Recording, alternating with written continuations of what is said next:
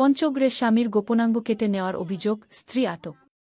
আপনারা দেখছেন সমাজের চিত্র টিভি সংবাদ। পঞ্চগড় থেকে তোতা মিয়ার ভিডিও চিত্র দেখুন বিস্তারিত। পঞ্চগড় সদর উপজেলার নারায়ণপুর গ্রামে স্বামীর গোপনাঙ্গ কেটে নেওয়ার অভিযোগ উঠেছে স্ত্রীর বিরুদ্ধে। রবিবার ভোর রাতে এ ঘটনা ঘটে। ঘটনার পর পুলিশ অভিযুক্ত স্ত্রীকে আটক করেছে।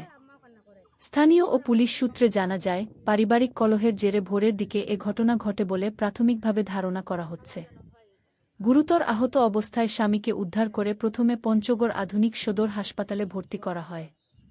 পরে তার অবস্থার অবনতি হলে উন্নত চিকিৎসার জন্য রংপুর মেডিকেল কলেজ হাসপাতালে পাঠানো হয়েছে।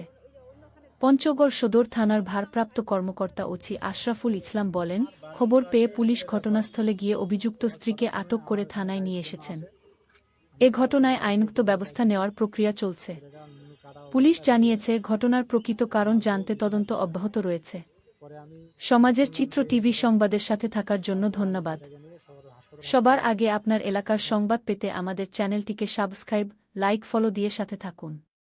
পরবর্তী সংবাদ শোনার আমন্ত্রণ।